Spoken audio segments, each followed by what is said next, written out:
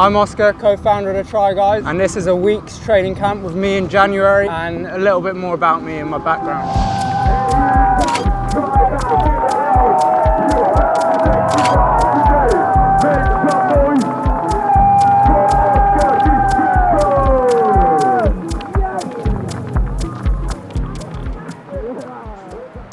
Yeah, so we did a little swim yesterday after the flight, ease into things, and then did a little 45-minute shakeout this morning with everyone.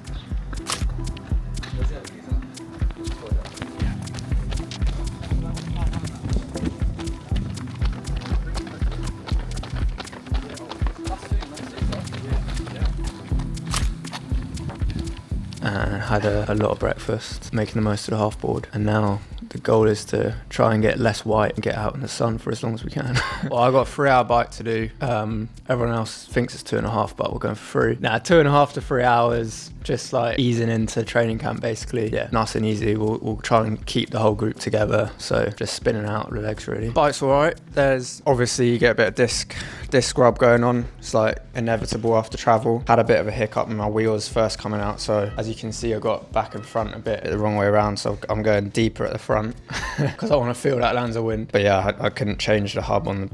Long story short, yeah, this is what I've ended up with. But I'm looking forward to getting out on it because I haven't been out on the road since Frankfurt with this. It's just been stuck on the turbo. Very excited to get out on this again, on this beast.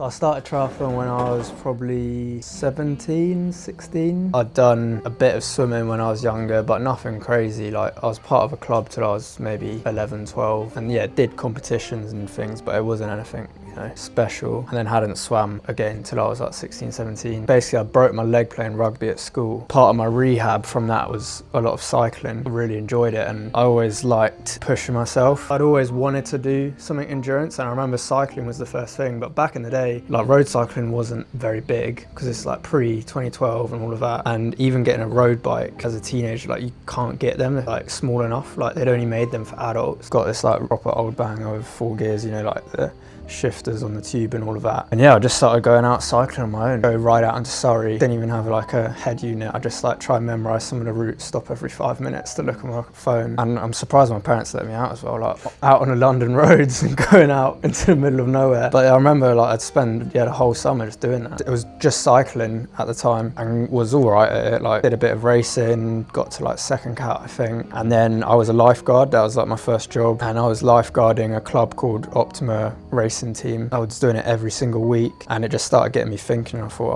oh, I could do that. Like I can swim, like I'm good at running, I'm good at cycling. So I literally just wanted to give it a go to begin with. So I remember talking to the coach there. Little did I know, but it was one of the best teams there were in the country at the time. And there was a lot of strong juniors like Anthony who were like competing internationally. I guess it was more that I became friends with them before like I became super serious with the sport. I was enjoying the sport, but I was literally doing it for fun. Like I had absolutely no intention of taking it seriously, but because my friendship group was really serious, I guess I ended up training a lot and I enjoyed the training. So yeah, quickly found myself training like 20 plus hours a week. Before I knew it, I was competing internationally a few times for Belgium. Very short course that was, quite a few years at that point. Like I came into the sport late for a junior racing. Yeah, I was like good enough, but yeah, really looking back on it, I only really gave it a proper shot for like a couple years. While I was at university, I guess, managed to get through my degree, which was aerospace engineering, which made it a bit difficult with the training. But again, very lucky up there. I was at Nottingham and there's a good setup there with a coach called Steve Lloyd, who still coaches some great athletes. He helped me out a lot there. At that point, when I left uni, I did decide I was going to go all in, and I was like, I'm just going to become a full-time athlete. Unfortunately, that coincided with lockdown. Well, I say unfortunately, but it turned out for the best in the end. It also coincided with Anthony, who was like my main training partner and best mate at the time, well, still is, right?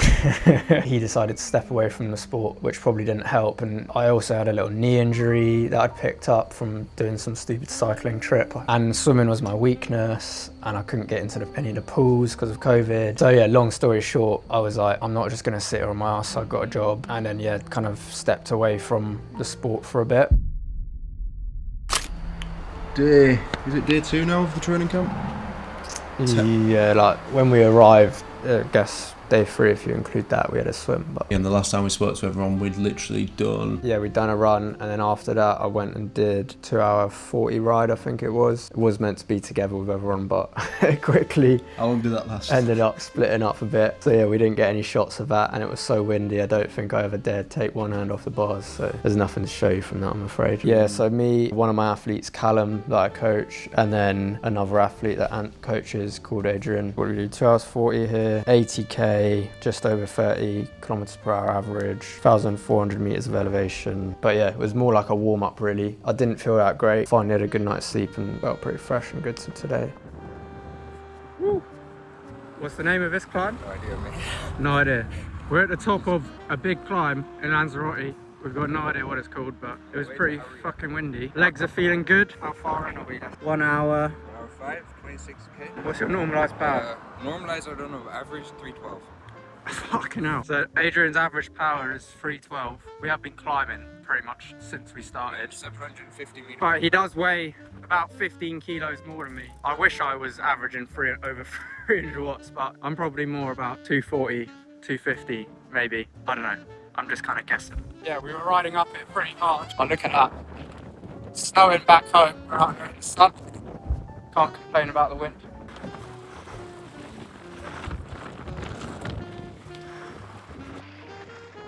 Top.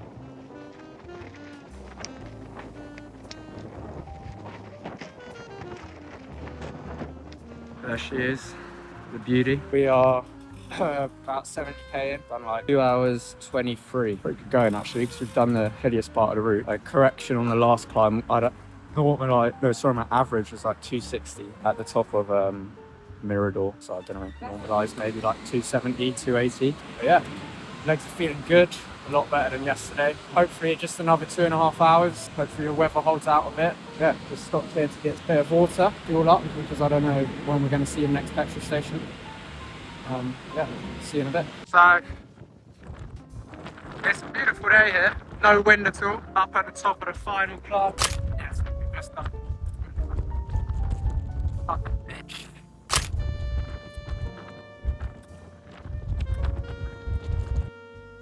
I feel bad saying it, but I actually had a really good ride and I feel pretty good now.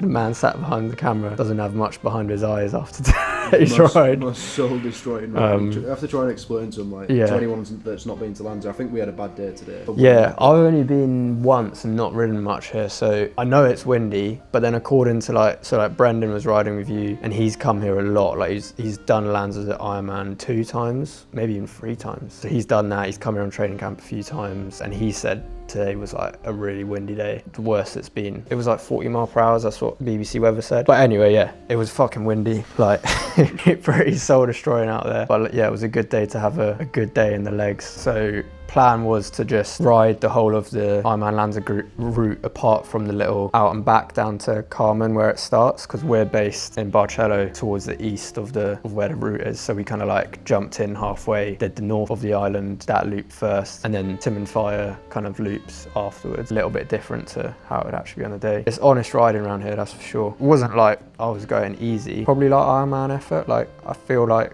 I don't want to sound like a knob, but I could run quite off the bike now. Like I feel pretty good. Yeah.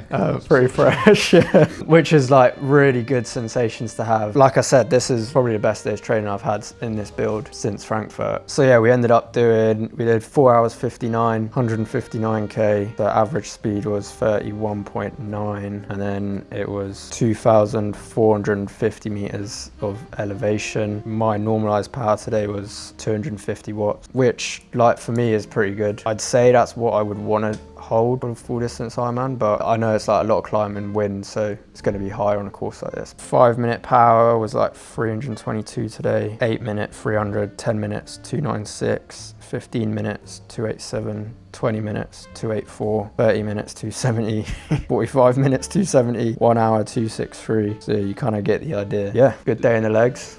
Tomorrow we've got a bit of an easier day. Just swim, bike, run, like 90 minute, really easy spin. Just go get a hour run with some strides. Yeah, like a bit of a a mixed swim set, a few builds, nothing crazy. Like with this camp, for me at least as well, and I think for a lot of age groupers especially, purpose of these are to ride as much as you can, because that's one of the biggest limiting factors we have during the week when we're working full time and you haven't got like daylight hours in winter back home as well, and the shit conditions. Like the real key to getting out somewhere like here in winter is that you can just get on your bike all day and rinse it. So the runs and the swims are kind of just trickled in, but I'm not really bothered about that. Like when I did training camps back in the day when I was younger, different story. Like you're absolutely maxing out volume and intensity across all three disciplines, whereas yeah, this week I just call it more of a holiday on my bike really, and then yeah, throw in a few swims and runs just to kind of keep that ticking over.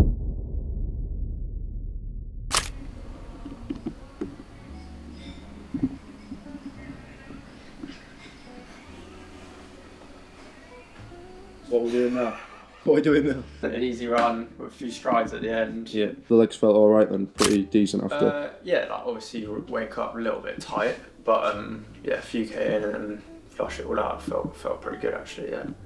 I mean, don't want to ride the course again today. Yeah, now just going to do a little easy swim. I did have a bigger swim set today, like 4K.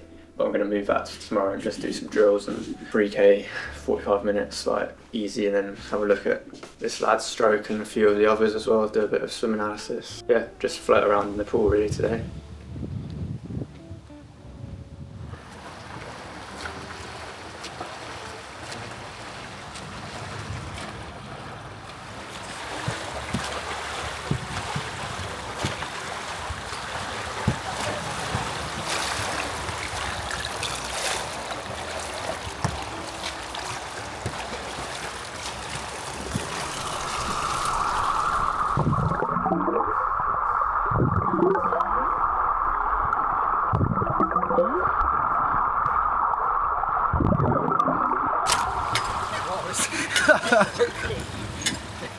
Smooth, mate. How heavy I am.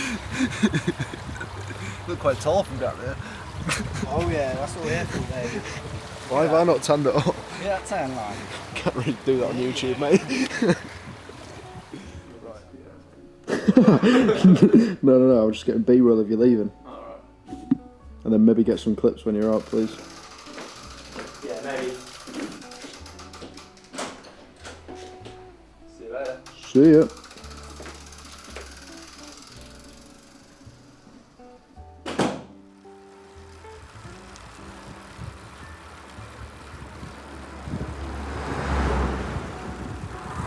Absolute joke. Yesterday, couldn't find a single moment to get my camera up, so I was too scared for my life. Now, completely still. Back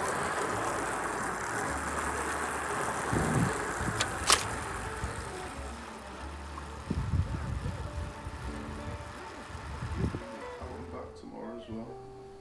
Yeah, I think so, yeah. Just do the exact same. So if we're doing it backwards, we'll go straight on. Yeah, it was great, yeah, like still probably one of my fondest memories and best races, just because it was, you know, your first Ironman's always a special one, right? And at the time, again, like there were no real performance goals, and looking back at the training we'd done, it was actually like embarrassing, like embarrassingly low. Like we were so naive, and I think a lot of our previous training from like a couple of years before carried us both through that event. I can't remember exactly, but yeah, like massively. I think I only rode over 4 hours, like a handful of times, like maybe 3 times or something. 9:22. So yeah, I mean, I came 5th in my age group, but yeah, managed to swim 55 minutes, non-wetsuit that was. Beautiful swim, like if you've not done Austria, still probably my favourite course I've done. And then rode 4:56, which is fair enough. I was probably as air as a brick. Did have a time trial bike, but I hadn't got dialed into that at all. And then finished it off with a 3:20 marathon. But yeah, I remember the second half of that was absolutely atrocious. But yeah, overall, I mean, can't complain for first one. And then what was it, the year after that was Hamburg. So I went 8:42 there and ran like 2:59 marathon to finish off there. Had this awful swim, it was like 57 minutes or something. I guess it was a good progression. Completely different course, right? Like pretty fast, like you don't get much faster. But I guess I proved myself a bit more in the run there. The year after that was Nice. I actually think Nice was a better performance than Frankfurt. And as much as people always think, oh, because I've won Frankfurt, it was like that was the perfect day and that all went well, but funnily enough, I actually have better memories of Nice. Well, in terms of, like, I just felt like I had a more all-rounded performance. I think it was like 9:01, like 9 hours on the dot basically there. But yeah, as everyone knows, very, very hilly and slow course that. And then yeah, Frankfurt last year I got the win, so can't complain. And what, 8 hours 20 and a bit of change. It was a good day, obviously, I'm not going to say it wasn't. And I think I'm a very consistent like athlete. Like I'll get a good result out every race, as I've kind of proven. It was by no means perfect. Like I reckon I got a lot of time there on the run. I think a big part, I went through the first half in 1:22. Now, I'm sure a lot of people are going to say, oh, well, you massively overcooked it. Yeah, maybe I did, but personally, I really think it was the heat that had a massive factor, because again, it was like 34 degrees again, and it just felt like it limited me, especially in that second half. Like it wasn't necessarily fatigue or I was out of energy.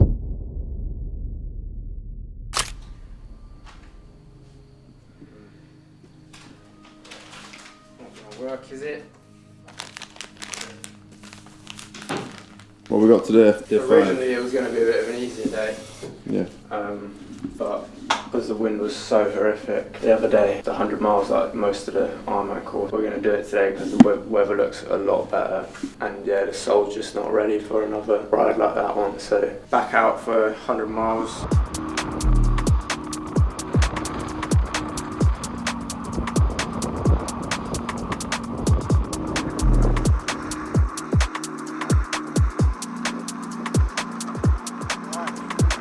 Update on day 2 of riding the course. Well, this fucking animal, he's absolutely ripping my legs off today. So we've decided to ride the course the opposite direction, so kind of the same way that it actually goes on the race. So now we've just got to do the north of the island basically. But we've done just over 90k in 2 hours 34. So we're averaging over 35k per hour. Sorry, my average power is 235. So yeah, I don't know. Normalised is probably a fair bit higher than the last ride, maybe like 260 watts or something. We've already done over 1,100 meters of climbing. Let's see if I can stay with Adrian for the rest of the ride. So it feels like we've definitely broken the back of the ride now, doesn't it?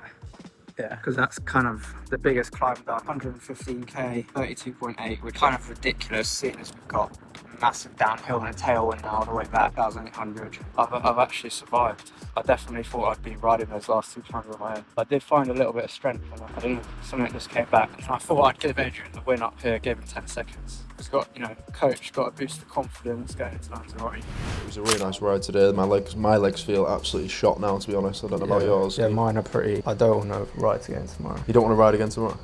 No. Obviously we have to, but I think Adrian 400 plus. averaged like 300 watts, didn't he, for the well, ride the other day? The last ride he normalised 300, yeah. For like 5 hours, that is ridiculous. So it's probably similar today again. Most of the descents, like gripping as hard as I could and like couldn't get in the position at all. Whereas this time I was pretty much in the TT bars the whole ride. That's what you get after a 6-hour ride. I had a protein shake and then what is that? Ribena? Fruit, mate. And an apple strudel as well. Ant's got a lot to teach you still, mate. And that's fucking 4 bowls of crunching up for breakfast every day.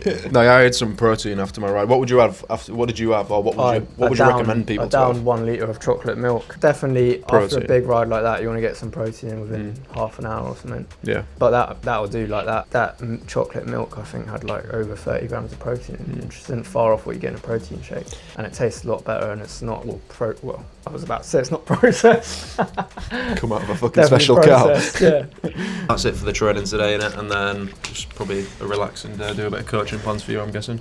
Yeah, finish off training plans, couple calls and things like that. Oh, it's hard to pick one thing, isn't it? I mean, our kind of like mantra and philosophy of just consistent average work. Like you can look at my last 3 years training, there's nothing special there at all. Very low amount of intervals or like intensity, lots of just the basics again and again and again. I'd say that's the #1 thing. Also, I think having Anthony coaching me towards the end of the Hamburg block, I think it was, that's definitely been a massive factor as well. I think more in just keeping my mindset like rational. When you're emotionally attached to a goal, it's very different to when you're like coaching someone else, right? I think think having too much control of your own plan can be a bit dangerous. Yeah, he's helped me a lot there for sure. I guess it's like, a lot of it's the mindset, I think. I've never gone into a race. Obviously I want to perform and I really want to get the most out of myself, and I'm a competitive person, but I don't go into these races thinking like I want to win or overly putting pressure on myself in that aspect. Or yeah, like with Frankfurt as well, it was just control what you can control, right? And everything else just is what it is. So you control your training as much as you can up until race day, and then the fitness and the body you've got at that point like is what it is, and all you want to do is then get the most out of yourself. I think that's helped as well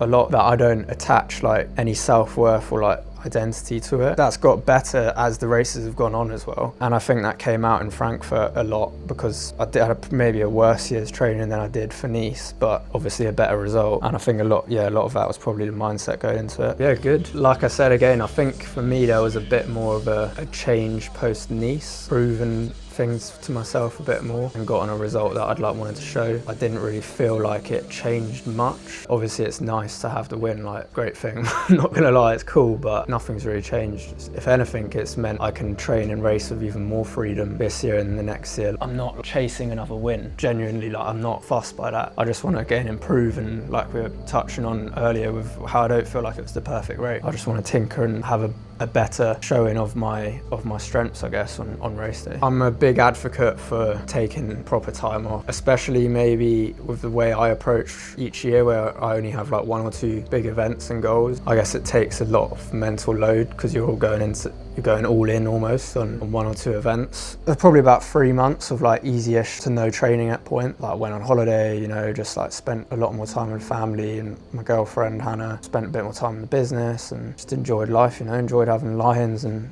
things like that, and having a complete reset, I guess. It was like, yeah, 3 months out the pool, I think, which is always a bit rough, but yeah. And then since then, just basically building it up again, slowly getting the kind of consistency back and the volume up. We started off with a bit of like a VO2 block, shorter intervals, higher intensity, trying to kind of like raise that ceiling a bit. One of the exciting things is that I haven't really touched the sides on much like specific intensity work, so this year hopefully I can do a bit of that, and I'm already seeing my body's reacting really well from that VO2 block. Like here I'm feeling pretty strong on the bike, which is good. Obviously there's no fatigue or anything. I'm fresh at this time of year, really.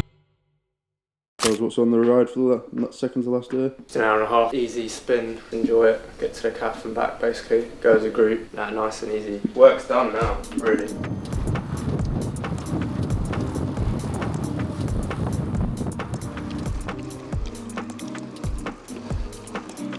So note to self and anyone coming to Lanzarote, don't keep your 1x52 on the front and of anything easier than a 34 at the back, because it means you just end up riding steady or tempo up everywhere.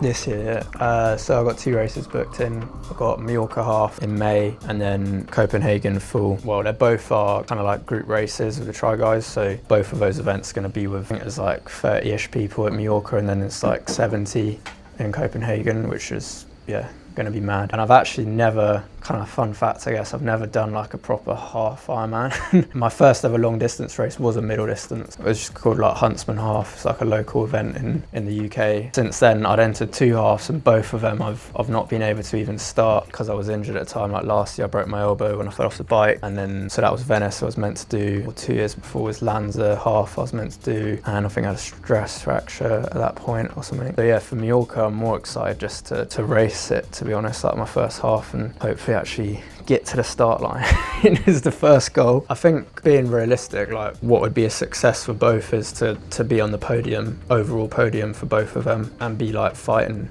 fighting for the win. There's no doubt that in Copenhagen the dream would be like 1-2 with me and Ant, which would be amazing. And then Mallorca, I mean, hopefully he can race and be 1-2, but if he can't race, then yeah, it would be nice to be on the top step for my first half. It'll be interesting to see how, because obviously I've got the shorter course background, but I haven't really tapped into that in a long time. So there's definitely like a lack of confidence in my ability to like run faster at the moment. So yeah, it's quite exciting going into the half, a little bit of a different challenge.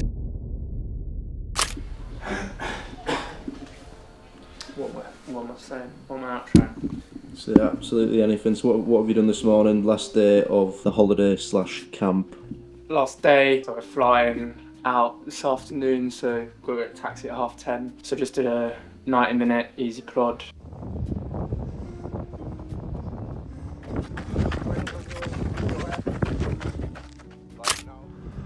Like 18k in the legs along the seafront. I think if anything, the learnings are more just kind of reinforcing a lot of learnings from the previous year's work, and again talking about like touching on mindset again, and just reinforced how I approach the year and my balance with things. I do class myself in as an age group, and I think a big part of that, it's not necessarily, yes, I work like 2 other jobs and you know I'm not training crazy hours. It's also, I think a big part of it is like mindset. Can you drink those beers, but can you actually do it like guilt-free, or like can you turn down a training session to go out with your girlfriend for a walk or something? And I think I've got a good balance and mix with that. There's obviously times where you doubt it, and level and age group racing as well is going up all the time and you're like, oh, I need to start doing more. But then it's very easy to slip into that kind of almost professional mindset, and then at that point I'm like, well, then you've got to go and become a pro, otherwise it's ridiculous, like what are you doing? And I want to enjoy my training, racing, like even out here in Lanzarote. Yeah, I'm on a training camp, but first and foremost I'm on a holiday with my mates, is how I see it. And